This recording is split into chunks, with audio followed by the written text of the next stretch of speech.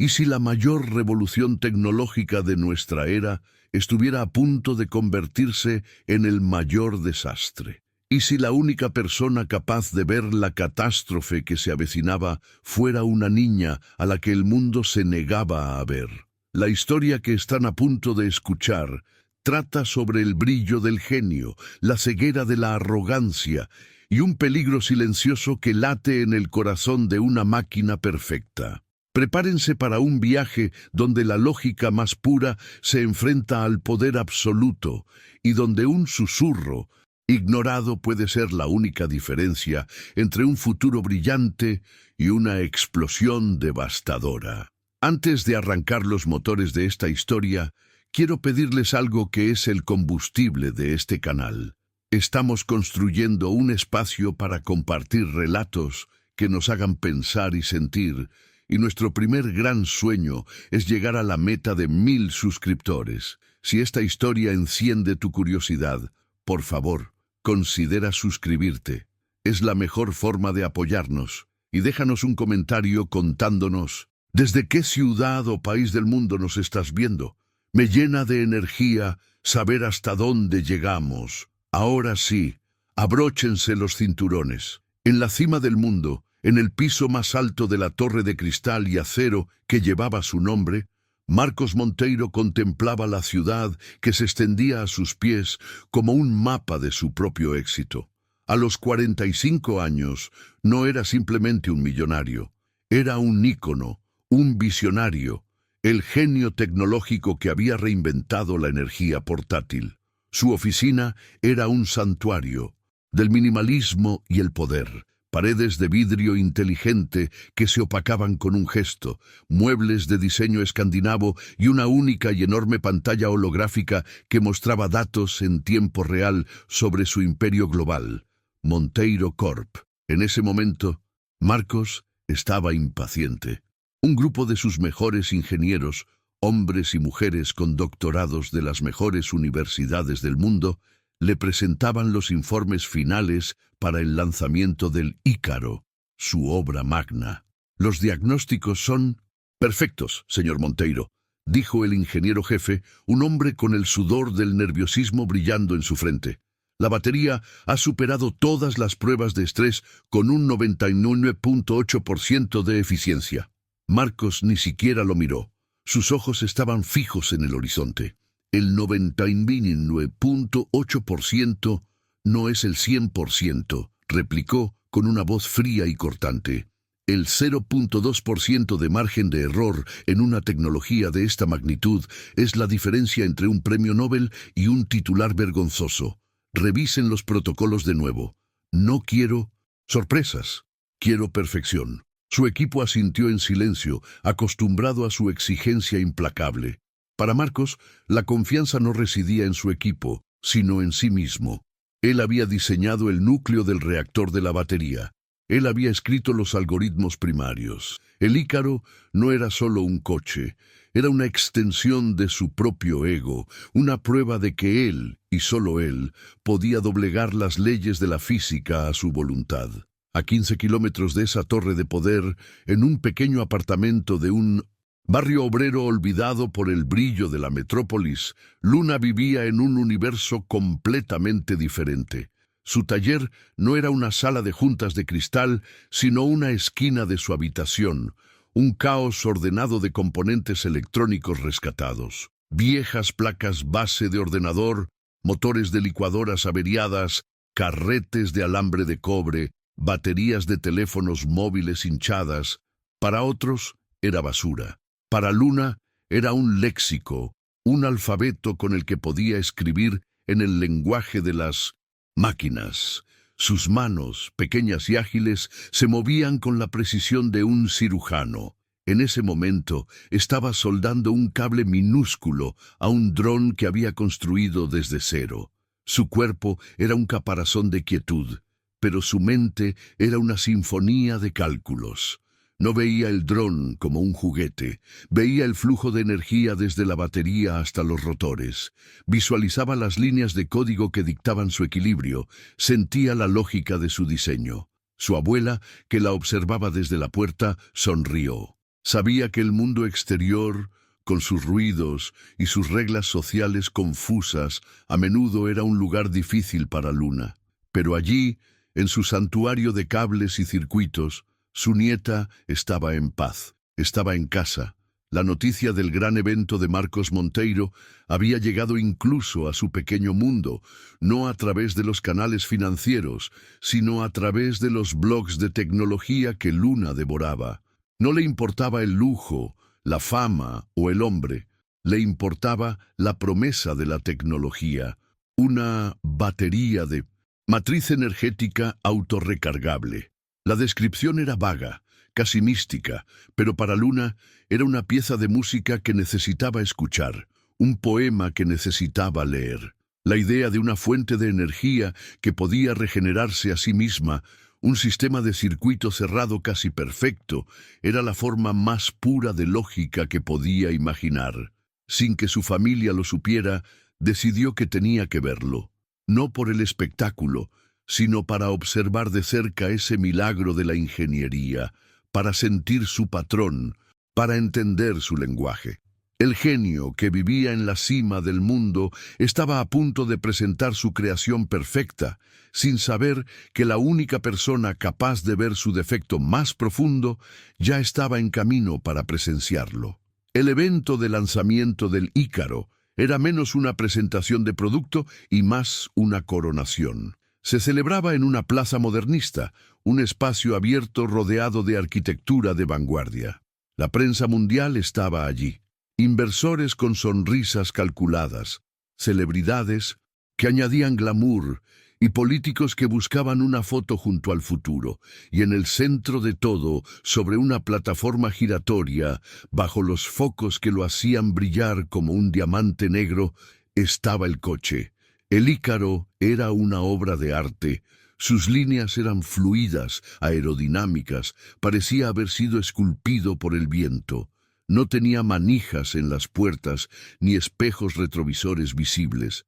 Era una pieza de tecnología tan avanzada que parecía pertenecer a una década futura. La multitud murmuraba con admiración, sus teléfonos capturando cada ángulo, cada reflejo de luz en su carrocería de fibra de carbono. Luna se movió a través de esa multitud como un fantasma. Su pequeña estatura, su ropa sencilla, su aura de silencio, la hacían invisible. Nadie reparó en la niña que se abría paso con una determinación tranquila, esquivando a camareros con bandejas de champán y a periodistas que hablaban a gritos en sus micrófonos. A ella no le importaba el espectáculo. Sus ojos estaban fijos únicamente en el coche. A medida que se acercaba, su percepción del mundo comenzó a cambiar. El ruido de la multitud, la música electrónica ambiental, los flashes de las cámaras, todo empezó a desvanecerse en un segundo plano. Otro sonido, uno que nadie más parecía notar, comenzó a dominar sus sentidos. Era un zumbido, agudo, penetrante, casi inaudible para un oído normal, pero para la audición hipersensible de Luna era un grito de metal bajo estrés, de energía luchando por contenerse.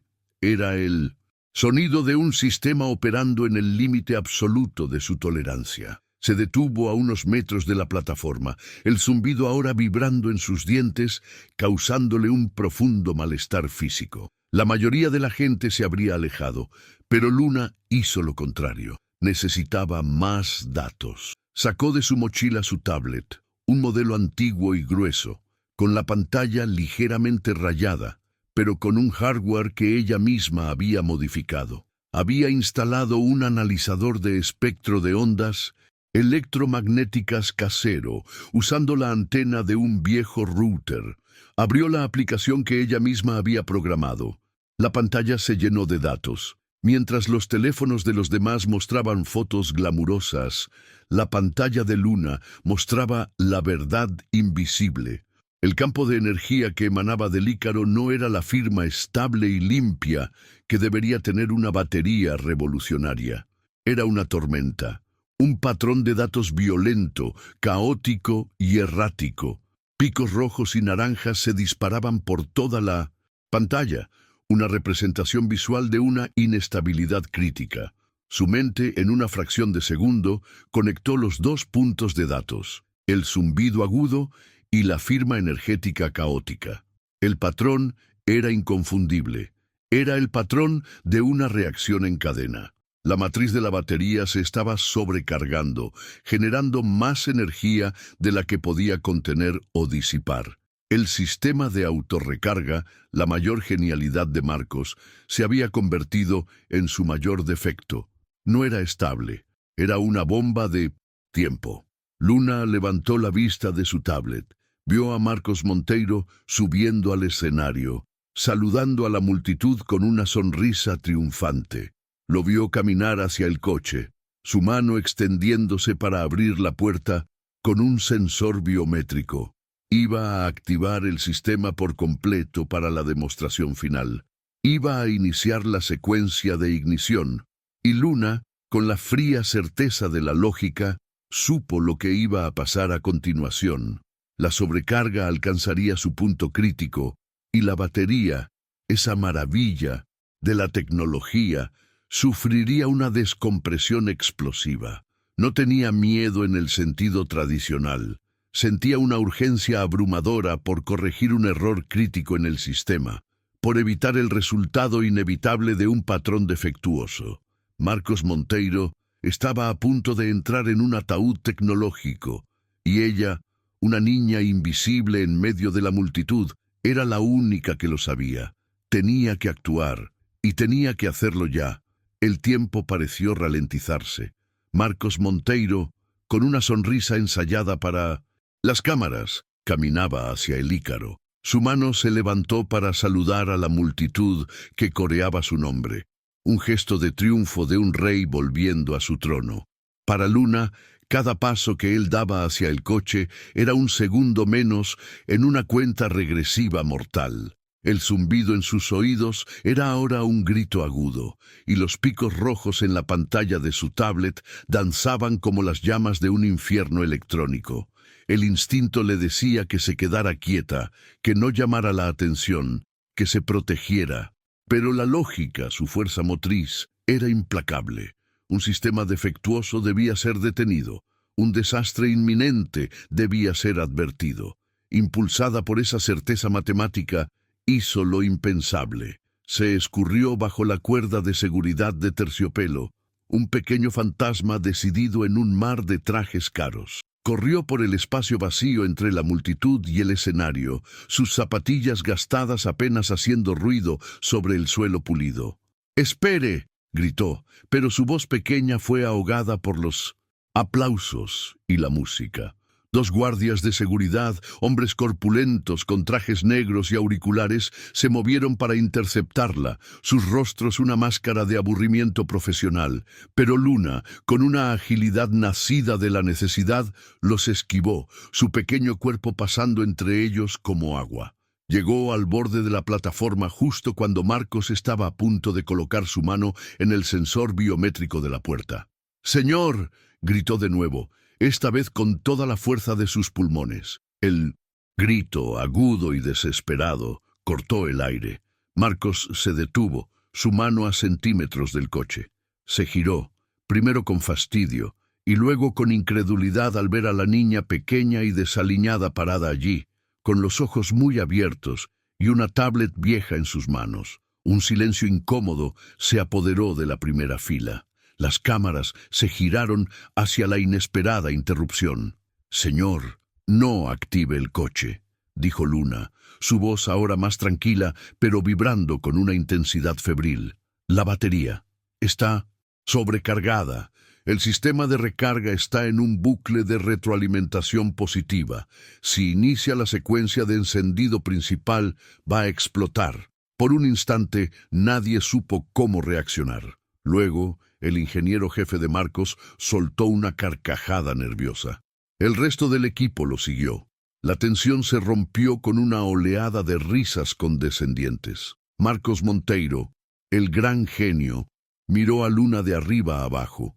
Vio su ropa gastada, su pelo enredado, su seriedad extraña, y en lugar de ver una Advertencia vio una oportunidad para reforzar su propia brillantez. Se inclinó hacia el micrófono del escenario.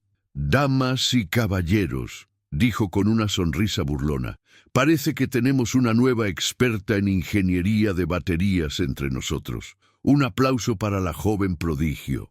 La multitud, sin entender, aplaudió cortésmente. Se agachó acercándose a Luna, su voz ahora un susurro venenoso para que solo ella lo oyera. «¿Qué quieres, niña? ¿Unos centavos? ¿Llamar la atención?» Luna no se inmutó ante la humillación. No era una emoción que su lógica pudiera procesar fácilmente. Simplemente levantó su tablet, mostrando la pantalla con la tormenta de datos rojos. «Los datos no mienten», dijo con su honestidad brutal. «El patrón es de sobrecarga crítica inminente. El zumbido de alta frecuencia lo confirma». Marcos ni siquiera miró la pantalla. Su ego no se lo permitió. Se enderezó y se dirigió a los guardias. «Por favor, saquen a esta niña de aquí. Su imaginación es muy activa, pero está interrumpiendo un evento de miles de millones de dólares». Los guardias tomaron a Luna suavemente por los brazos. Ella no se resistió. Mientras la escoltaban de vuelta a la multitud, sus ojos se encontraron con los de Marcos por una fracción de segundo. En los ojos de él había desdén y poder. En los de ella no había miedo ni súplica. Había una verdad fría y aterradora. Había hecho lo que la lógica dictaba. Había presentado los datos. El sistema se había negado a escuchar. La responsabilidad ya no era suya. Con Luna apartada y la multitud volviendo a un silencio expectante, Marcos Monteiro se recompuso. La interrupción había sido molesta, pero ahora servía para hacer su triunfo aún más dulce. Se giró de nuevo hacia el Ícaro, el pináculo de su genio, su obra maestra de metal y silicio. Levantó la mano hacia el sensor de la puerta, listo para reclamar su momento de gloria, para demostrarle al mundo y a esa niña insolente la perfección de su creación. Pero entonces vaciló. Fue un instante, una pausa tan breve que casi nadie la notó, pero en la mente de Marcos fue una eternidad. La imagen de los ojos de la niña volvió a él, la absoluta y desconcertante certeza en su mirada, la forma en que había hablado, no como una niña asustada, sino como una colega ingeniera presentando un diagnóstico fatal. Los datos no mienten. El patrón es de sobrecarga crítica. Las frases resonaban en su cabeza, chocando violentamente contra el muro de su propio ego. Él era un hombre de lógica, de datos, y aunque la fuente era absurda, la convicción de ella había sido inquietantemente lógica. «Señor Monteiro», preguntó su jefe de relaciones públicas a través de un auricular, «¿todo en orden?» Esa vacilación, esa minúscula grieta en su armadura de arrogancia, duró quizás 3 segundos. 3 segundos que cambiaron el curso del destino. En el tercer segundo, justo cuando estaba a punto de descartar la sensación y abrir la puerta, un sonido agudo y seco, como el de una rama al partirse, vino del interior del capó del coche. ¡Crack! Al mismo tiempo, las luces de xenón de los faros parpadearon erráticamente y se apagaron. El salpicadero digital, que mostraba el logo brillante de Monteiro Corp, se quedó en negro, y desde una delgada junta bajo el capó, una voluta de humo azulado y con un olor acre a ácido y plástico quemado, comenzó a serpentear hacia el cielo. No fue la explosión que Luna había predicho, pero fue algo peor para Marcos. Un fracaso público, humillante y, sobre todo, inexplicable. La multitud jadeó. Los flashes de las cámaras se multiplicaron, ya no capturando el triunfo, sino el desastre. Los murmullos se convirtieron en un rugido de confusión. Los inversores en primera fila perdieron sus sonrisas. La sonrisa de Marcos se congeló en su rostro. Miró el humo. Luego miró hacia la multitud, buscando instintivamente a la niña. Ya no estaba, pero su advertencia resonaba en sus oídos como el eco de una profecía cumplida. Una secuencia de realizaciones lo golpeó como una serie de descargas eléctricas. Primero, la niña tenía razón. Había un fallo. Segundo, esto no era un simple glitch. El humo, el sonido, el apagón total, era una falla crítica del sistema de energía. Tercero, y esta fue la realización que le heló la sangre, sus ingenieros, los mejores del mundo, le habían asegurado que el sistema era perfecto. Le habían mentido, o peor, eran incompetentemente ciegos. Y cuarto, la conclusión más aterradora de todas. Si la niña tenía razón sobre el fallo, y si también tenía razón sobre la causa. Y si la sobrecarga no era un accidente, sino un diseño. Y si el coche no estaba diseñado para fallar, sino para explotar. Con una velocidad mental que lo había hecho multimillonario, puso una máscara de control corporativo. Se acercó al micrófono. «Damas y caballeros», dijo con una calma forzada, «parece que tenemos un pequeño error de software en el sistema de presentación. Nada de qué preocuparse. Por seguridad, vamos a posponer la demostración en carretera». Ordenó a su equipo que retiraran el coche del escenario inmediatamente. Pero mientras daba las órdenes, su mente ya no estaba en las relaciones públicas, estaba en la traición. Alguien en su círculo más íntimo había construido una bomba y lo había puesto a él en el asiento del conductor, y la única persona en todo el mundo que había intentado salvarlo era la niña a la que acababa de humillar frente al planeta entero. El evento de 1900 lanzamiento se había convertido en la escena de un intento de asesinato, y su mundo perfecto acababa de hacerse añicos. En ese instante de humillación pública y validación silenciosa, la historia cambió para siempre. No se trataba solo de un coche averiado, se trataba de un sistema entero de arrogancia y certezas que acababa de sufrir un cortocircuito. Es en momentos como este, cuando una voz ignorada se convierte en la única que dice la verdad, que nos damos cuenta de por qué estas historias deben ser contadas. Si tú también sentiste esa mezcla de rabia por la injusticia y de esperanza por la lógica, únete a nosotros. Suscribirte a este canal es tu forma de decir que crees en los héroes silenciosos y en las voces que el mundo necesita escuchar. En la soledad aséptica de su torre de marfil, Marcos Monteiro ya no veía un imperio a sus pies, sino una red de mentiras. El evento de lanzamiento, que debía ser su mayor triunfo, se había convertido en el prólogo de su peor pesadilla. Durante horas, permaneció encerrado en su oficina, la puerta bloqueada, las llamadas de su equipo de relaciones públicas ignoradas. En la pantalla holográfica que dominaba la sala, no se veían los índices bursátiles, sino la repetición en bucle de la grabación de seguridad del evento. Una y otra vez observaba la escena, su propia arrogancia, su sonrisa condescendiente, la risa de sus ingenieros, y luego la imagen de la niña. Observaba su calma, su falta de miedo, la intensidad casi sobrenatural de su concentración. Volvía a ver cómo ella le ofrecía su tablet y cómo él ni siquiera se dignaba a mirar. Y después, su propia y estúpida vacilación, esos 3 segundos de duda que le salvaron la vida. El pánico inicial dio paso a una furia fría y calculadora. La traición era la única explicación lógica. Alguien de su círculo más íntimo, alguien con acceso a los protocolos de diseño de la batería, la había saboteado. Pero, ¿quién? ¿Su ambiciosa socia Isabela? ¿Su jefe de ingenieros, celoso de su genio?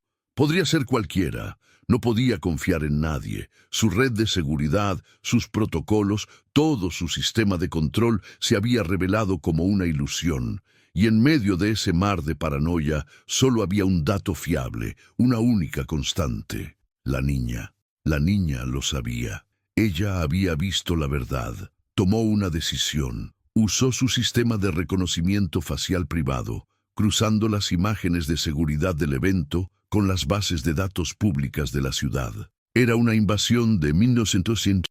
La privacidad que normalmente su equipo legal tardaría semanas en autorizar, pero a él no le importaba. En cuestión de minutos tenía un nombre y una dirección: Luna Silva, residente de un barrio periférico que él solo había visto desde la ventanilla de su helicóptero. Sin decirle a nadie, ni a su chofer, ni a su seguridad personal, bajó al garaje, cogió un coche eléctrico de producción estándar, un modelo mucho menos ostentoso que el Ícaro, y condujo él mismo. El viaje fue una transición entre dimensiones. Dejó atrás las avenidas amplias y los edificios de cristal para adentrarse en calles cada vez más estrechas y sin pavimentar. Los lujosos escaparates fueron reemplazados por pequeños comercios con rejas de seguridad y muros cubiertos de grafitis. Sintió las miradas de la gente, miradas de curiosidad, de resentimiento, de indiferencia. Él, el gran Marcos Monteiro, era un extraño, un invasor en este territorio. Encontró el modesto edificio de apartamentos y llamó a la puerta. Le abrió la abuela de Luna, una mujer mayor cuyos ojos, a pesar de la edad, lo analizaron con una mezcla de sorpresa y desconfianza. «Soy Marcos Monteiro», dijo, su voz sonando extraña en ese humilde rellano. «Necesito hablar con Luna». Tras una tensa conversación en la que tuvo que despojarse de toda su arrogancia y simplemente pedir, fue admitido. El apartamento era pequeño, impecable, pero lleno de vida, y allí, en una esquina, estaba el taller de Luna. Él, un gigante de la tecnología, se quedó sin palabras al ver la genialidad improvisada de sus creaciones. Finalmente, se sentó frente a Luna en su pequeña sala de estar. Sacó su tablet de última generación, valorada en miles de dólares, y le mostró los datos técnicos de la batería del Ícaro. «Nadie en mi equipo puede explicar la sobrecarga en cascada», admitió, la primera vez que reconocía una falla en su equipo ante un extraño. «Dicen que es teóricamente imposible». Luna miró los complejos diagramas. No necesitó más de 30 segundos. Sin decir una palabra, tomó la tablet de Marcos y con un dedo señaló una pequeña línea de código en el algoritmo de gestión de energía. «Aquí», dijo simplemente. «La variable de disipación térmica es un valor estático, no dinámico. No tiene en cuenta la resistencia acumulada por el ciclo de autorrecarga. El sistema se calienta, la resistencia aumenta, el algoritmo no lo compensa y la energía extra crea un bucle.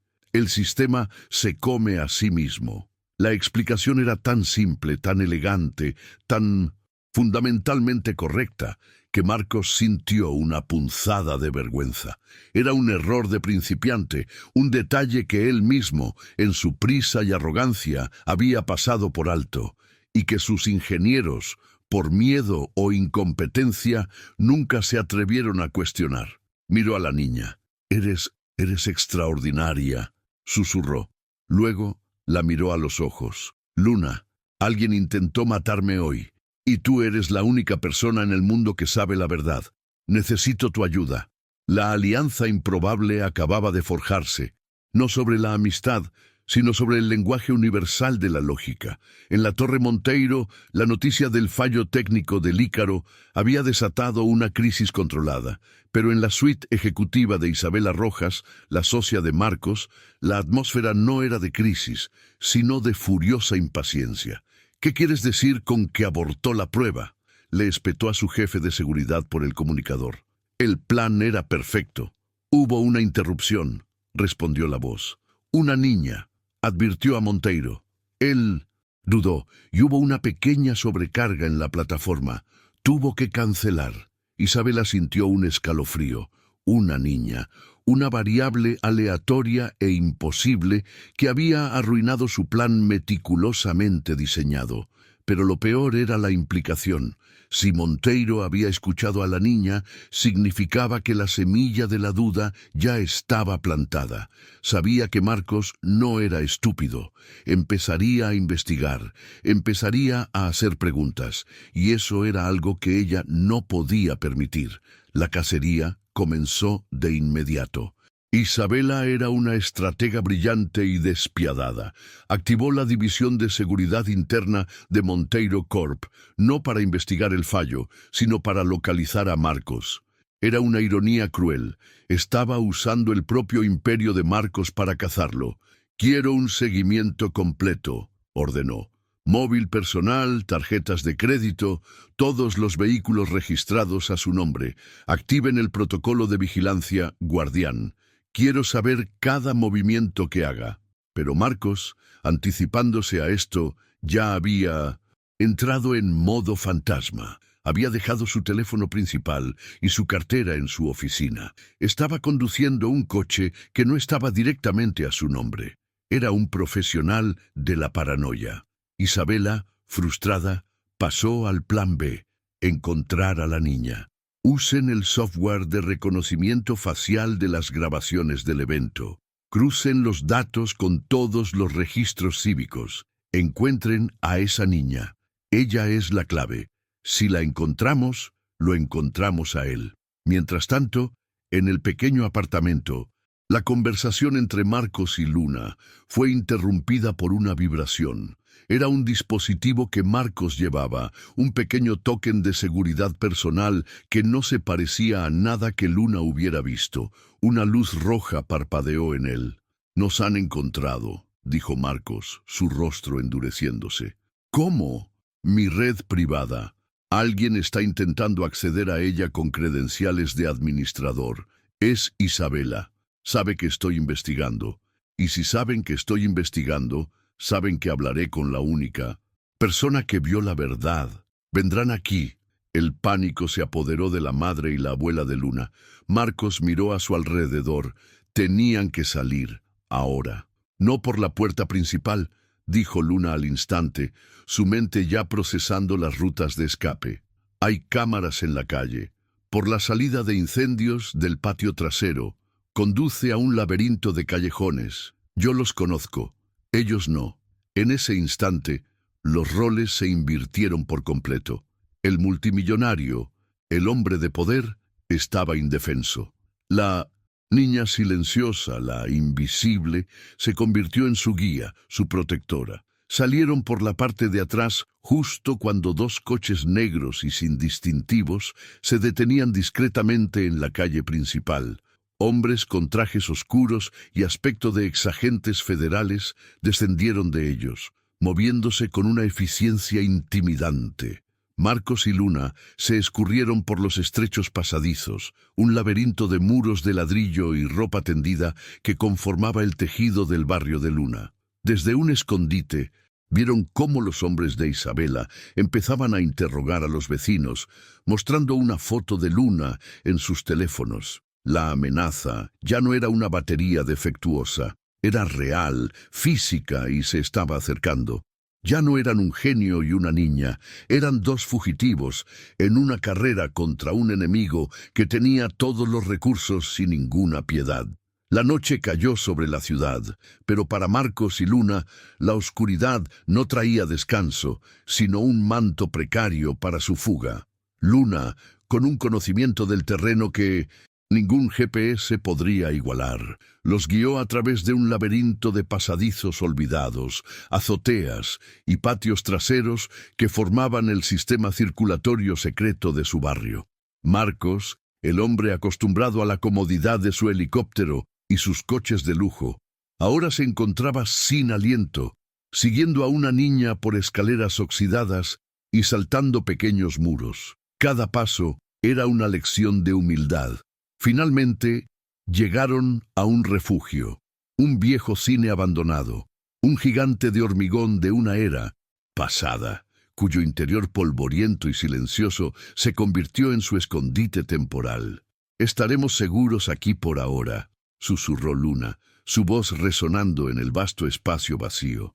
«Nadie viene aquí. Dicen que está embrujado». Marcos se sentó en una butaca rota, el terciopelo raído bajo sus manos. Por primera vez en horas, pudo procesar la magnitud de su caída. Había pasado de ser un rey en su torre a un fugitivo en un cine en ruinas, y su única aliada era una niña que apenas conocía. Necesitamos una ventaja, Luna, dijo, su voz ronca por el cansancio. Isabela tiene ojos en toda la ciudad, tiene acceso a todo. Nosotros no tenemos nada. Fue entonces cuando Luna, que había estado rebuscando en su pequeña mochila, recordó algo. No era un recuerdo propio, sino el eco de una historia, una advertencia de su abuelo. Mi abuelo, dijo de repente. Él trabajó en Monteiro Corp hace mucho tiempo, en los inicios. Era técnico de mantenimiento en el primer laboratorio. Marcos la miró. Intrigado. Fue despedido, continuó Luna, cuando Isabela fue ascendida a jefa de desarrollo. Mi abuelo siempre dijo que ella era ilógica, que sus diseños buscaban el poder, no la eficiencia. Él decía que ella dejó una puerta en el diseño original de la batería. Sacó de un compartimento oculto de su mochila un objeto envuelto en un paño, un disco duro externo, un modelo antiguo y pesado. Él copió todos sus viejos archivos de trabajo aquí antes de que lo echaran. Dijo que eran el seguro de la verdad. El corazón de Marcos dio un vuelco. Un disco duro de un empleado despedido de hacía más de una década. Podría no ser nada, o podría ser todo. Conectaron el disco duro al portátil de Marcos. La mayoría de los archivos eran diagramas técnicos y registros de mantenimiento sin importancia. Pero Luna no buscaba errores obvios, buscaba patrones, notas al margen, anomalías. Sus dedos volaron sobre el teclado, abriendo y cerrando documentos con una velocidad asombrosa, y entonces lo encontró. No era un documento titulado Plan Secreto, era una serie de correos electrónicos encriptados entre Isabela y un proveedor de componentes externo que databan de años atrás, y en ellos, enterrada bajo jerga técnica, estaba la clave, la matriz del litio polímero, susurró Luna, su rostro iluminado por el brillo de la pantalla, el diseño original de su batería. Mi abuelo anotó aquí que Isabela insistió en usar un compuesto de polímero de un proveedor no certificado, a pesar de que sus pruebas de estabilidad eran inferiores. Dijo que era para mejorar la capacidad de carga rápida. Marcos se inclinó leyendo las notas. Pero eso no tiene sentido, replicó. El compuesto estándar era más estable y casi igual de rápido. Exacto, dijo Luna. No era para mejorar la carga, era para crear una inestabilidad controlada. El compuesto de Isabela, bajo un pico de energía específico, no solo se sobrecarga, entra en resonancia armónica, se convierte en un emisor. ¿Un emisor de qué? De un pulso electromagnético, un PEM. La revelación cayó sobre Marcos con el peso de una losa de hormigón. La batería no era solo una bomba. Era un arma capaz de borrar cualquier dispositivo electrónico en un radio determinado. Era el arma perfecta para el sabotaje corporativo o el terrorismo financiero. El legado del abuelo no era solo la prueba de una traición pasada, era la clave para entender la pesadilla del futuro que Isabela planeaba desatar. Y el viejo disco duro contenía los datos originales, la arquitectura del sistema antes de la manipulación de Isabela. Contenía la verdad. Con la verdad en sus manos, el miedo de Marcos se transformó en una furia helada. La traición de Isabela no era solo personal. Era una amenaza a todo lo que él había construido, una perversión de su visión tecnológica. Pero ¿qué podían hacer? Eran dos fugitivos escondidos en un cine abandonado contra una corporación multinacional y una mujer que había demostrado que no tenía límites. Ella planea usarlo, dijo Marcos pensando en voz alta. El lanzamiento del Ícaro no era solo para matarme, era la fase 1, una demostración pública del poder de la batería. La fase 2 debe ser el uso del arma.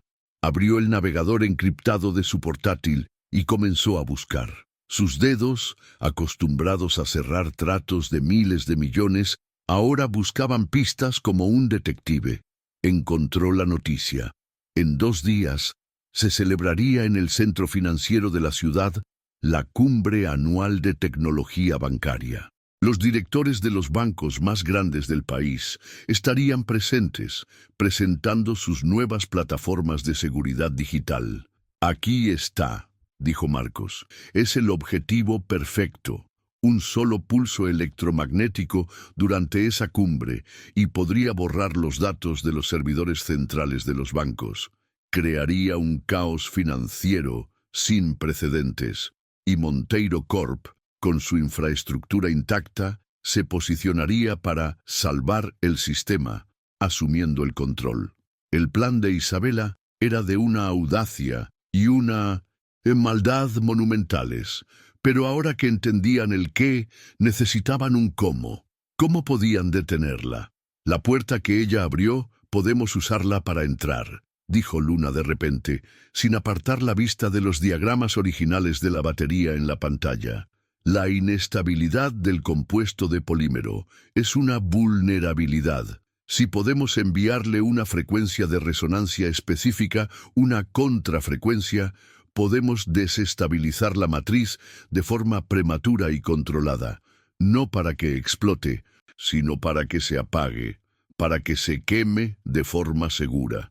El plan era brillante, pero la ejecución parecía imposible. Necesitarían construir un emisor de pulsos de frecuencia variable, calibrarlo con precisión y activarlo cerca del objetivo en el momento exacto. Era una tarea para un laboratorio de millones de dólares. «Puedo construirlo», dijo Luna con una calma absoluta. La frase, tan simple, colgó en el aire polvoriento del cine. «¿Construirlo? ¿Aquí? ¿Con qué?», preguntó Marcos. Incrédulo. «Con lo que hay», respondió ella. El motor de un proyector de cine antiguo para la bobina principal, los condensadores de las viejas fuentes de alimentación de las luces de emergencia, la antena de un teléfono móvil para emitir la señal. La lógica es la misma, solo cambia la escala. Y así, en el corazón de un cine en ruinas, comenzó la fase del contraataque.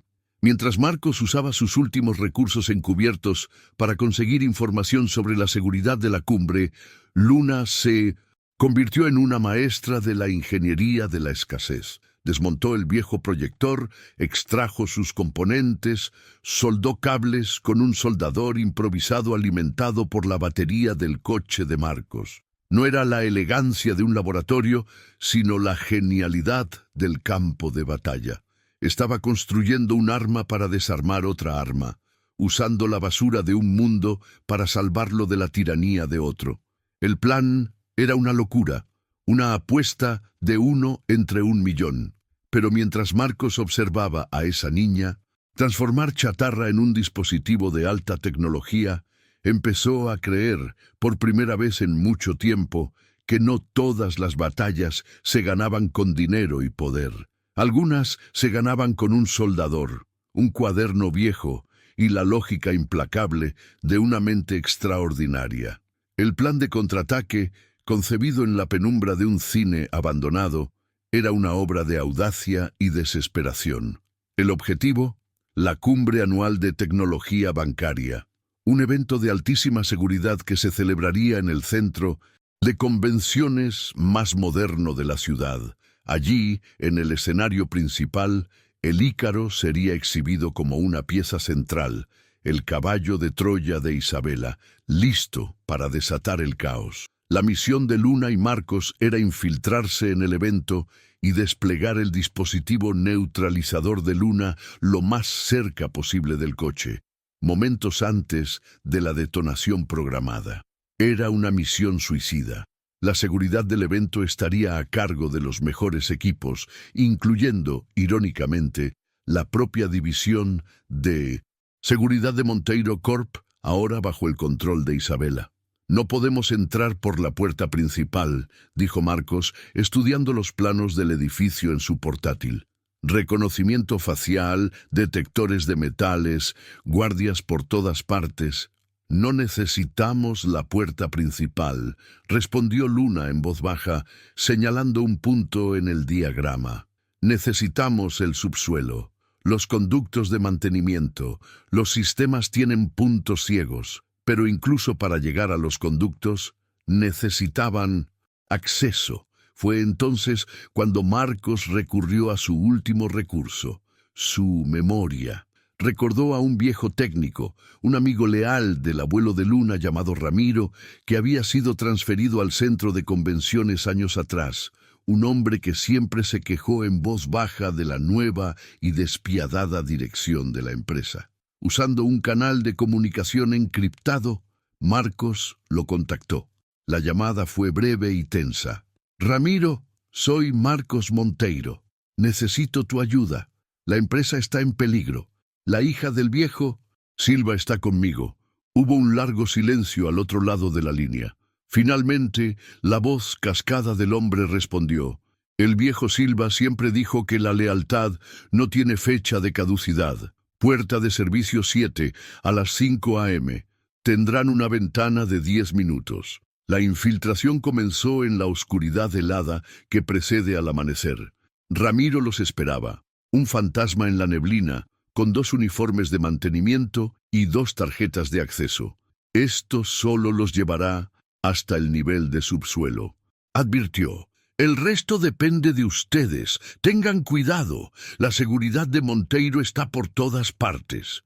Vestidos con los uniformes grises, 2 tallas más grandes, Marcos, el multimillonario, y Luna, la niña prodigio, se convirtieron en 2 figuras anónimas más en el ejército de trabajadores invisibles que mantienen la ciudad en funcionamiento. El viaje a través de las entrañas del edificio fue un descenso a un laberinto de hormigón y tuberías. El aire era frío y olía a humedad y metal.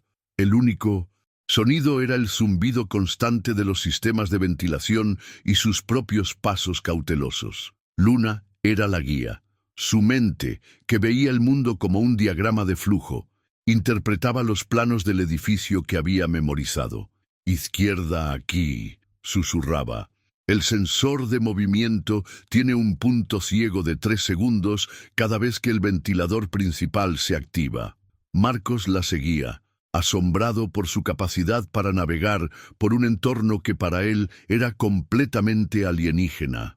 Llevaba el dispositivo que Luna había construido en una vieja caja de herramientas para no levantar sospechas. El aparato, una extraña amalgama de bobinas del proyector de cine, condensadores y una tablet como controlador, se sentía a la vez ridículo y milagroso.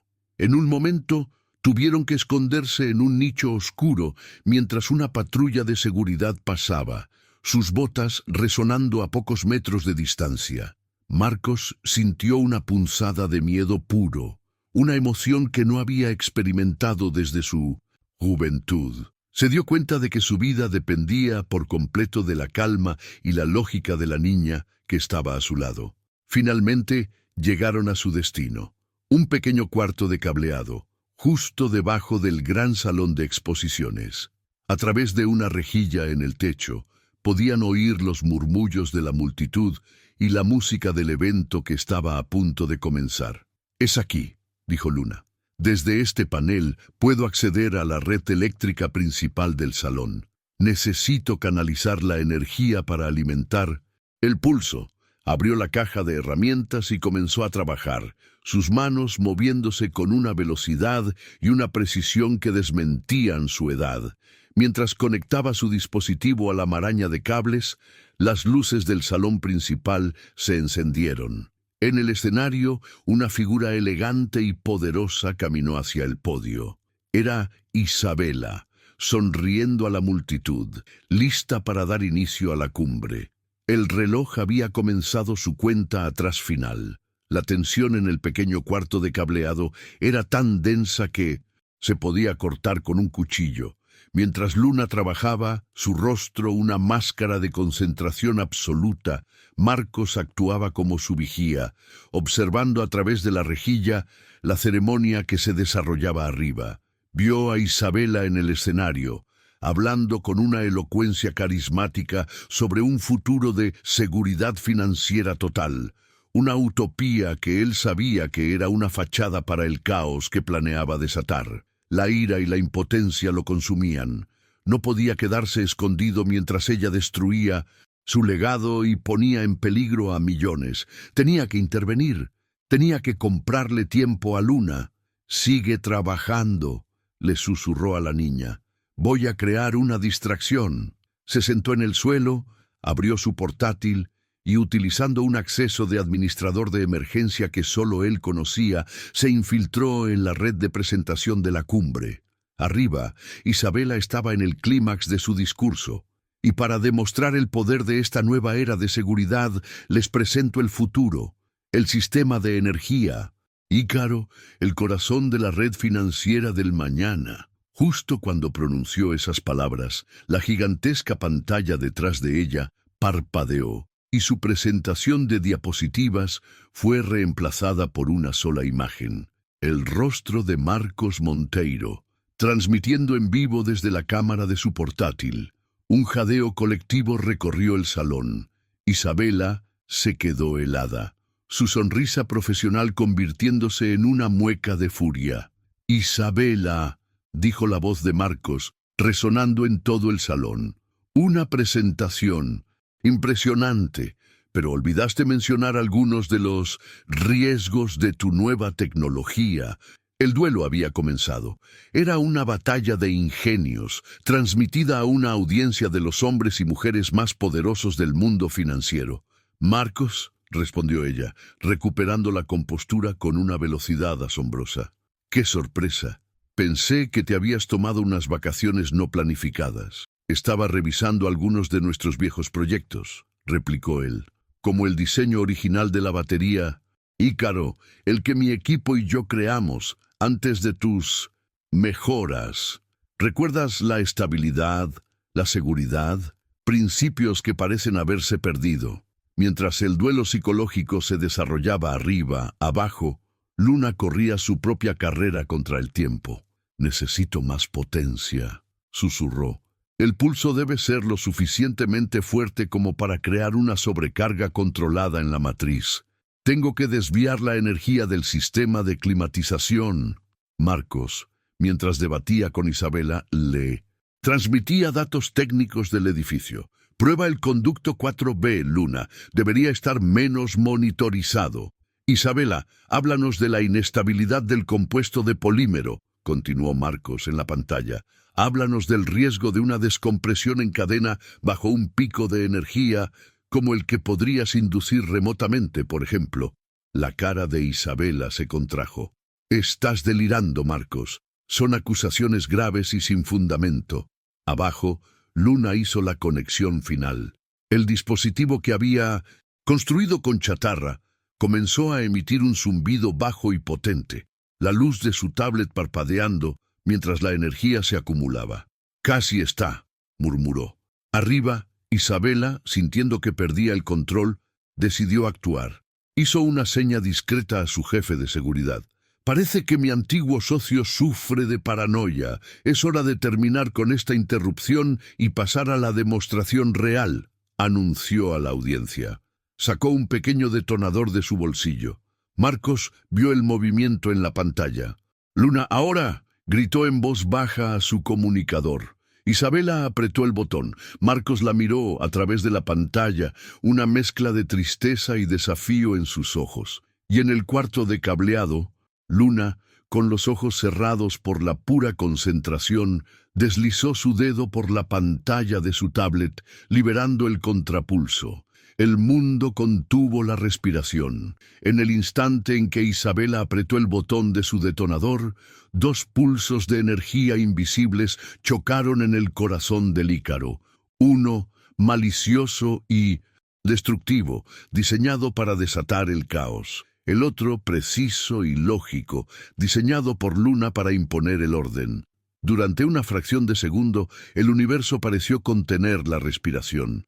En el cuarto de cableado, las luces parpadearon violentamente y el dispositivo de Luna emitió un profundo zumbido que vibró en el suelo de hormigón. Arriba, en el escenario, el milagro silencioso ocurrió. En lugar de la devastadora explosión electromagnética que habría aniquilado la electrónica del distrito financiero, el Ícaro reaccionó de una manera espectacularmente controlada. Hubo un sonido agudo y ensordecedor, no de una explosión, sino de una implosión. Un crack masivo, como si un glaciar se partiera en dos. Inmediatamente después, un destello de luz azul y blanca, cegador y brillante, brotó de debajo del capó, iluminando el salón con un resplandor fantasmal. Y luego, en lugar de una onda expansiva, una nube inmensa de humo denso y blanco se derramó desde el coche, envolviendo el escenario en una niebla espesa pero inofensiva. La revolucionaria batería no había explotado, se había consumido a sí misma. El pulso de Luna había forzado una sobrecarga total y segura, friendo cada circuito y neutralizando la amenaza de forma permanente. El arma de Isabela había sido desarmada. La reacción en el salón fue de pánico y confusión. La gente gritaba, los guardias de seguridad corrían hacia el escenario. Pero para Isabela, la reacción fue de puro y absoluto horror. Su plan perfecto, su obra maestra de la traición, se había convertido en un fracaso humillante frente a las personas más poderosas del mundo. Su rostro, antes una máscara de control, se descompuso en una mueca de incredulidad y rabia. Miró la pantalla gigante, donde la transmisión de Marcos se había cortado, y comprendió que había sido superada, no por un rival corporativo, sino por un fantasma del pasado y una niña que ni siquiera conocía. Abajo, en el cuarto de cableado, Marcos y Luna observaban el caos en un pequeño monitor de seguridad. «Lo lograste, Luna», susurró Marcos, su voz llena de una admiración que nunca antes había sentido. «Lo lograste». La niña simplemente asintió, su rostro impasible pero sus ojos brillando con la satisfacción tranquila de un problema resuelto. Su aliado, el viejo técnico Ramiro, apareció en la puerta. «Es hora de irse», dijo con urgencia. «El edificio va a entrar en cierre total en menos de un minuto. La policía y los equipos de emergencia están en camino». Mientras los conducía por los túneles de servicio, el sonido de las sirenas comenzaba a llenar el aire de la ciudad. Salieron a la luz del día por una puerta de mantenimiento a varias manzanas de distancia, mezclándose con la multitud de curiosos que miraban hacia el centro de convenciones. A lo lejos, helicópteros de noticias comenzaban a sobrevolar el edificio. La batalla había terminado. Habían ganado. Isabela estaba atrapada en su propio teatro, con su arma neutralizada convertida en la principal prueba de su crimen. Y mientras Marcos observaba la escena, se dio cuenta de que no sentía el júbilo del triunfo, sino el peso de una profunda y aleccionadora lección sobre el verdadero significado del poder y la fragilidad del genio humano. El escándalo de la implosión Ícaro sacudió los cimientos del mundo corporativo. Con el coche saboteado como prueba principal y los datos recuperados del disco duro del abuelo de Luna, Marcos Monteiro, en una serie de movimientos legales brillantes, expuso la conspiración de Isabela. Ella y sus cómplices fueron arrestados y el intento de toma de control hostil se convirtió en uno de los casos de traición corporativa más sonados de la década. Marcos recuperó el control total de su empresa, pero el hombre que volvió a sentarse en la silla del director general no era el mismo que la había abandonado. La experiencia de ser un fugitivo, la alianza con Luna, la confrontación con su propia arrogancia, todo ello lo había transformado.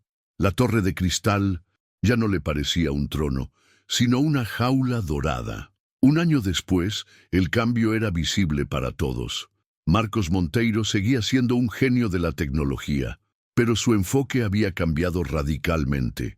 Vendió su helicóptero, redujo su paquete de acciones en la empresa y dedicó la mayor parte de su fortuna a su nuevo proyecto, su verdadera obra magna.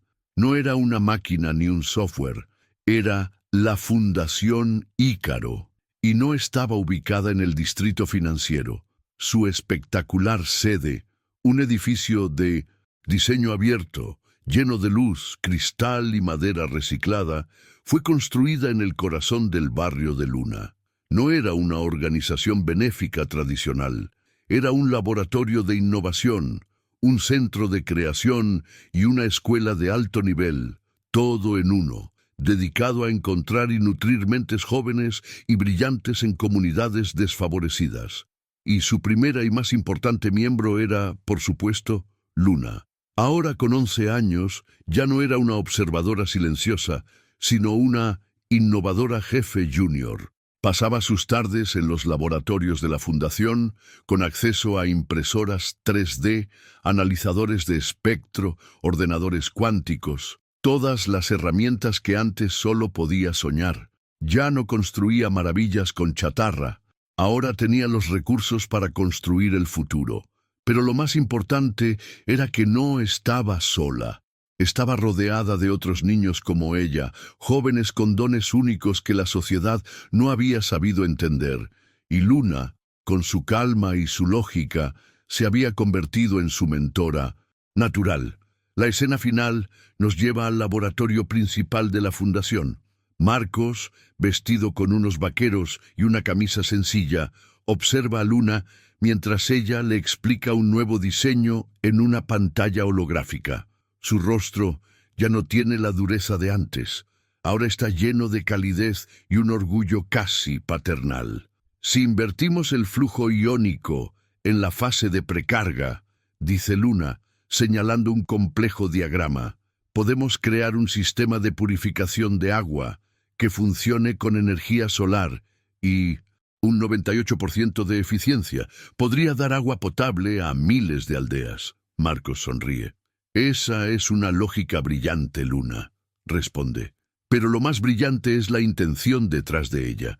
Nunca pierdas eso. Él le agradece, no solo por haberle salvado la vida, sino por haberle salvado a él de sí mismo, por haberle recordado que el propósito de la tecnología no era acumular poder, sino resolver problemas reales.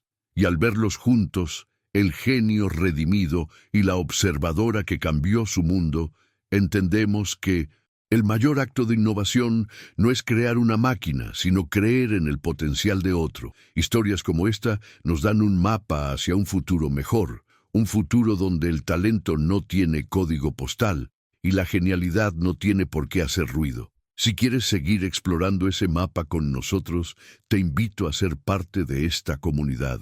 Suscríbete y ayúdanos a seguir contando las historias de los héroes silenciosos que están rediseñando nuestro mundo. La historia de Luna y Marcos nos enseña que el verdadero progreso no nace de la arrogancia, sino de la humildad de reconocer que siempre hay algo nuevo que aprender, y que a veces la mente más brillante no es la que se sienta en la cima de una torre de cristal, sino la que, en silencio, observa los patrones que todos los demás ignoran. El genio puede encontrarse en cualquier lugar, pero solo florece cuando le damos una oportunidad. Gracias por habernos acompañado hasta el final. Si esta historia te ha inspirado, por favor, deja tu like, suscríbete para no perderte nuestro próximo relato y activa la campanita. Nos vemos en la próxima historia.